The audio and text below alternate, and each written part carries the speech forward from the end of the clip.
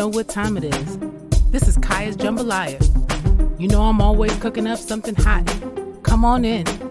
Let me feed you, baby. Yes, this show is lit. Listen, the interviews just keep getting better and better. So this is Kiyha's Jambaliyha, and I need y'all to pull up a seat and grab your bowl because I intend on feeding you today. Listen, I got to go back because this is just how it goes. So let me tell you a little bit. You know, I like to tell y'all a little bit about myself and who I am and where I'm coming from. So as a child, I was told very young that my family was Black Jew and that we do not eat pork. And this is the way that we lived until other influences came into our lives.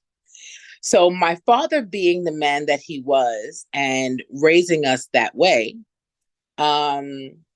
obviously he was going to have some people who were not in agreement. So we had our grandmas who would try and sneak us the occasional piece of pork, a little piece of bacon, try a piece of ham.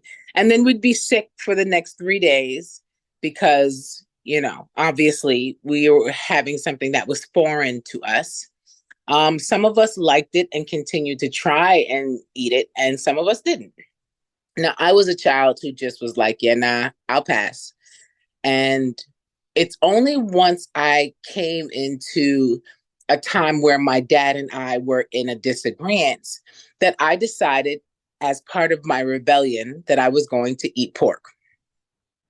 And I also knew that I could, or that it would influence my siblings to eat it also.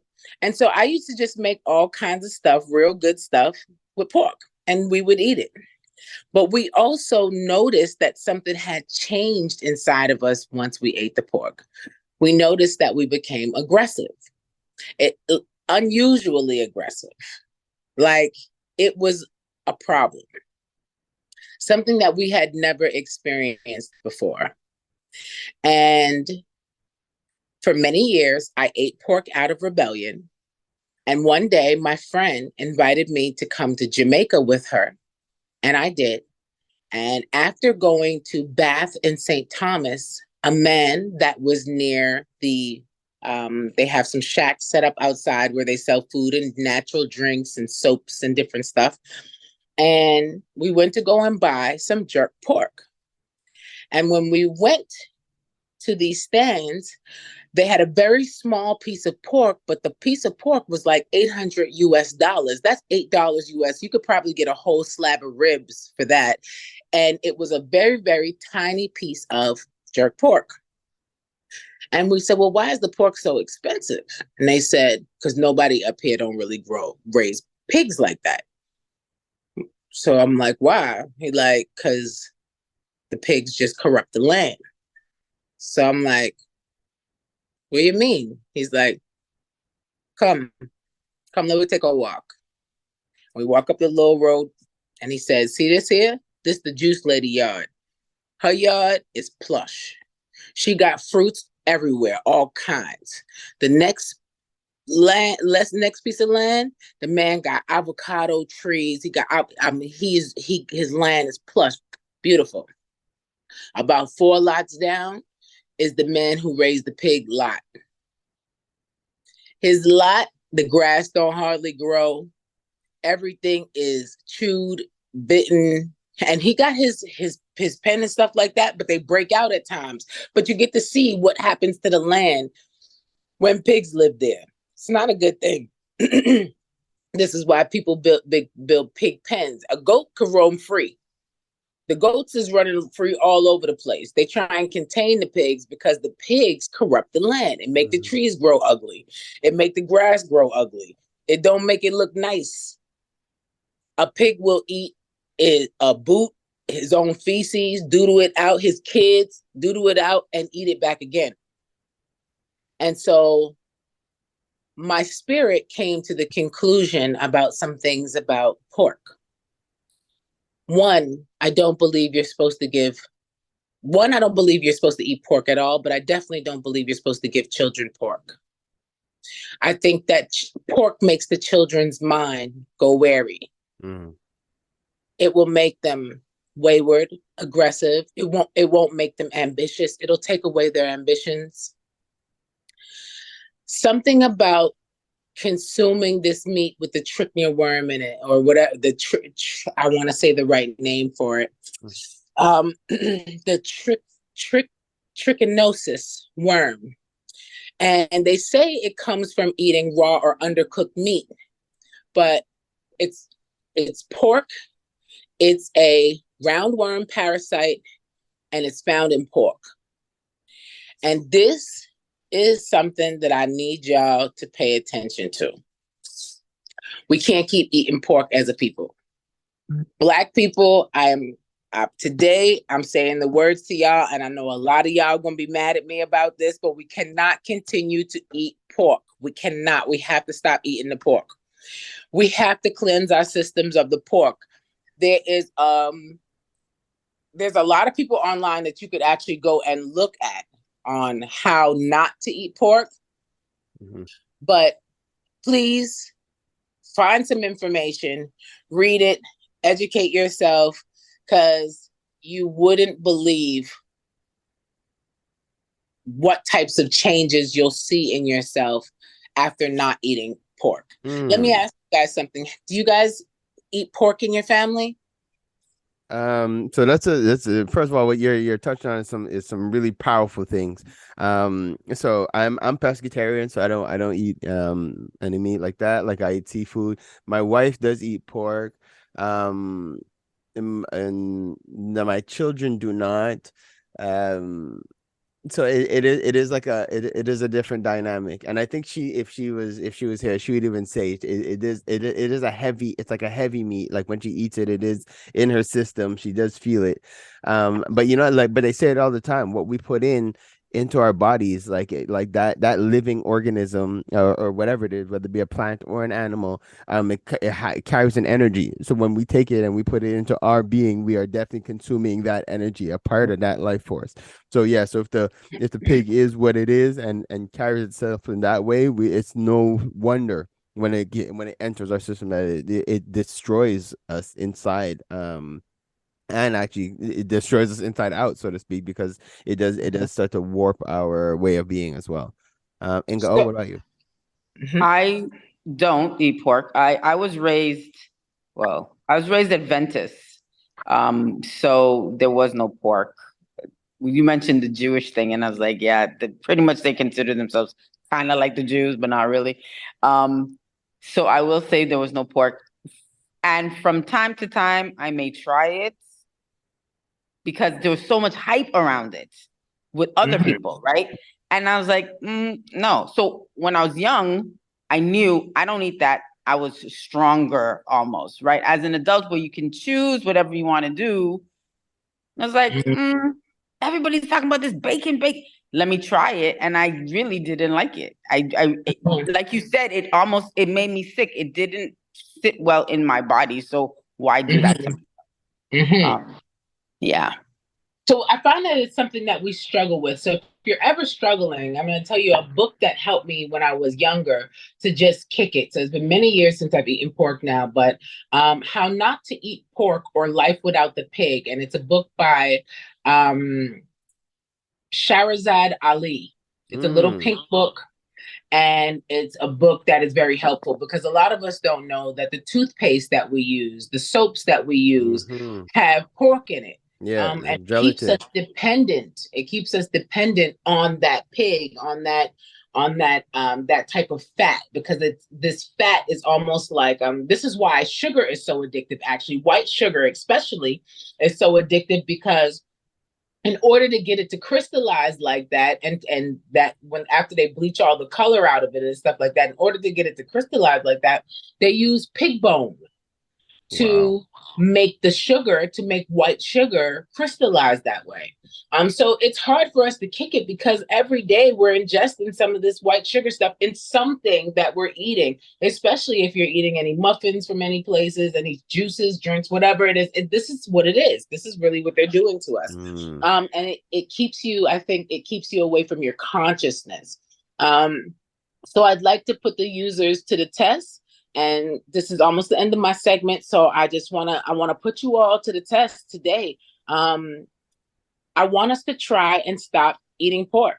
And if you hear this call to action, I want you to get in touch with me. Keep up with me. Let me know what your progress is like. Let me know what your children have been like since you've taken it out of their diets. Let me know. Tell me how you feel. Before we go, I just want to say one thing that actually inspired my sister to stop eating pork. For those of you who know, we went to prison together. And when we got there, we realized very quickly that most of the meals that they eat consist of pork, especially on the weekends. When it's the most important for us really to have those real meals. They would either bring down a huge pan of just like pig fat and odd pig parts and stuff. And then they would have one little plate with like 8 fish on it. And those 8 fish would have to be distributed between 5 people or 6 people.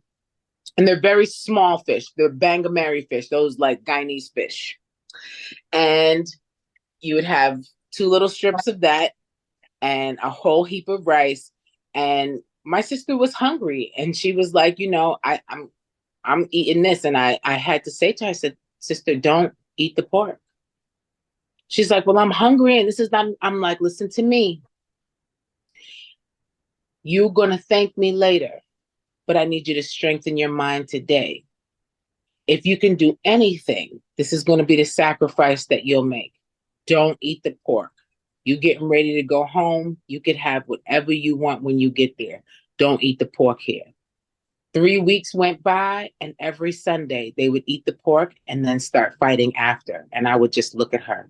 And I said, understand what I'm talking about now? We're only 2 people in here with our wits about us right now, besides them 2 right there. And these 2 is straight out their minds. So I'm like, come on, sister, you hear me? And she's like, oh yeah. So we don't eat pork no more. Wow. And it's the same, all of us now. So it's a thing because we've seen it, we understand it. So if I can give you any strength or power to use, anything to keep in mind, keep that in mind. You'll thank me and you'll thank yourself for it later. So no pork on my fork is our new slogan. Yeah. Wait, hold on. Say the slogan one more time. And there's one thing I want to say. I'm going to go and coin this, but it's no pork on my fork. I like it. Let's take a quick positive cause just to shout out our homegirls, Kemba and Andrea from Kiyha Real Estate Group. Whenever you're thinking real estate, whenever you're thinking investments, whenever you're thinking about planning for the long term, think Kiyha Real Estate Group. They're generating wealth for generations. KiyhaGroup.ca. If your goal is to purchase a car and to make the process as simple as possible, just get a car broker, guys. You just get a car broker. Big shout out to our homeboy, Hamsdale Jacques, the owner of hjcourtierauto.com. That's HJCOURTIERAUTO.com. If you're a small to medium-sized business and you're getting started and you're ready to go to that next level, what do you need? You need a phone line and you need a website. Think Mainstream Digicom. They got all your telecommunication needs checked. MainstreamDigicom.com. You're trying to get out on the web. You're trying to understand how to navigate through ads. Check out Java Logics for all your marketing, your digital marketing. Where would we be without Preston? I don't even know. Check out Java Logics. I give thanks to Preston for what he's done for the OFC. The amount of positive reviews we've gotten from all his referrals, we're proud to stand behind his work. Check out javalogics.com. No, it's not just because he's my brother. It's because you can't talk hip-hop in Montreal without saying M City Solo. Guys, check out his latest project, In My Fields, available on mcitysolo.com. If it's not one of the hardest new EPs to hit Montreal, come and let me know. You already know. It's your boy, Pharaoh, bigging up, mcitysolo.com. Keeping the culture alive. I gotta give thanks to West Can Folk Performing Company. For the last 40 years plus, they've been promoting our culture through song, drum, and dance, educating youth, the children, the seniors. Just check them out, westcanfolk.com. Girl, what are you cooking? My curry chicken. Ooh, you're burning it. Gosh, it looks so... It's okay, girl. You need the Curry House. They have the best Caribbean food in town. 2 locations in Montreal, West Island, and Côte-Neige. For more information, follow Caribbean Curry House, MTL. Don't forget to mention the Empower Hour for your 10% discount. So, who placed in the order? Me. DeVito, WizKid, Burna Boy. Those are just some of the big names that's blessed Montreal thanks to Afrobeats Montreal. Definitely check out Afrobeats MTL for all concerts, show listings, everything that has to do with Afrobeats in the city. Check out Afrobeats MTL. One full circle. We are the Melanated Community Resource Hub and Network. What does that mean? We're here for each other. I wanted to just add on. There was a brother who came down this past weekend. West Can brought him down. They were doing their workshop, another one of their Carnival's Mass Music and Movement workshops, and they had Prime come down, and he's like a storyteller, a griot, and a performer, a dancer. And I was speaking to him about the trauma recovery. And funny enough, like in talking about the healing that we need as a community, he made it a point to say that we cannot fully heal as a community if we do not address our diet. He's like, because it's one thing to heal a person's mind, and then you have the person's mind, like they're thinking a certain way, but then if they do not realize that they're now eating a certain thing that is going to bring them back there, so it's like they got mentally healed, they got spiritually uplifted, and then they go and take some nastiness, that's how he put it, into their bodies. It's going to slowly impact their mind again and bring them back into the same thing that they were just into. So he's like, if you're gonna do this work, brother, he's like, you gotta address the diet at the same time as addressing the healing. The psychological and the mental and the spiritual. So yeah, it's like pouring clean water into a dirty glass. Like, what are we really doing? Facts. That's basically what it is. Or even it's like now you've cleaned yourself up, so you're all clean, and it's like drinking dirty water. You just you know what I mean? Like you're outside your body, your frame, your temple is all clean. You've now uplifted it, you changed your mindset, perfect, and then you go and start eating toxic things. You start eating dead one food. big sip of Flint water. Like Right. Right. Well, were you about to say something? Yes. Yeah, I want to say, it's like we are connected on a level, because I got that book. I moved to Atlanta probably 23 years ago, and I got that book. I don't even remember how I got that book, but I remember it. It was a thin book. It was pink. The pig was drawn, like somebody drew it, and it was so full of information, and that I didn't know at the time, that the hidden pork, like you know the bacon and all that stuff, but the hidden pork in your toothpaste and all these places, and it really was. I took it to heart. In your journey to try to live better, these things come along. So it's cool that we both had that little piece. Anyway, that book was instrumental. It was really good. And can you repeat the name again for our listeners? How Not to Eat Pork, or Life Without the Pig, or Life Without Pork. But they talk about even some of the coloring that they use. So yellow number 5, red number 6, these are pork, but you just don't know it because they done mixed it up and made it into something, but that is actually the pork that's in your food. But why would they be disguising it? Why would they not just say that this is a pork byproduct and tell you, hey, this is what's in your food? They need us to eat it so that our minds are weak. They need us to eat it. They want us to ingest it. And those of us, they're like, oh, it's like a lifestyle. Ribs, prosciutto. Oh, that is killing you. Yeah. It is I think we had some pork yesterday. You did? Her and I had some marshmallow. Yeah, actually. We had some, what is it called? Yo, as you say that, oh my goodness. Okay, sorry, Queen Kaz, we're jumping over your segment. That's real, but no, right? it's so true. And I almost died last night. So I forgot that I had that. Yo, yeah, first of all, I haven't eaten marshmallows in the longest time. I don't eat marshmallows because I know there's gelatin in it, and I do not eat pork. But I was on the vibe. I picked up some cookies from my cousin Kiki Cakes. Anybody who wants cakes, cookies, delicious. But anyways, that's not the point. The point is she had some Rice Krispies there, and she's like, and I'm like, oh, you know what? I just had some cookies. I got a little sweet tooth going on. I'm kind of munching. Let me have some of this Rice Krispie square. She's like, there's pork in it. I'm like, yeah. I'm like, it's all right. I don't normally eat this, but I'm gonna give it a try. Yo, so I ate it.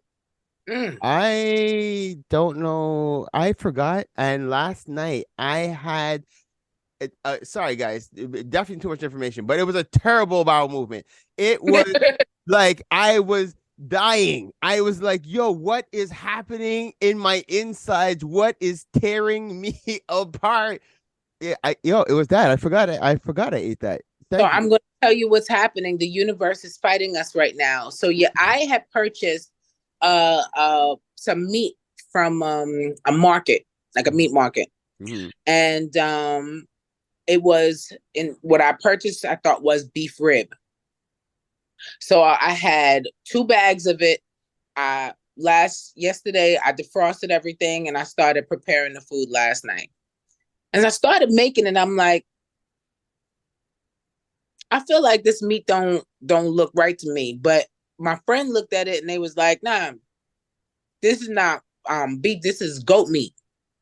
So I'm like, word? They like, yeah, this is goat meat. So I'm like, all right. So I cooked this pot of food. I made 1 small bowl of it. But I ate this food and immediately I felt bad. Now, the food tastes good, but I knew something was wrong. And I'm going to tell you, I've had anxiety all night long. I was going to message y'all at 2 a.m. and tell y'all, I don't even think I'm going to be able to do this at 8 a.m. I was up at 2 a.m. this morning, sick. Not only that, I went and got back in the bed. And at 3:30, I was woke up with Charlie horses in both my legs. Damn. I got up, I walked for an hour. I had to run a cold bath and get in the cold bath. The cramps would not stop. I was gonna message y'all and tell y'all, something is wrong with me. I can't do it. Both my legs went into cramps last night. I'm like, I think it was something mixed in that bag.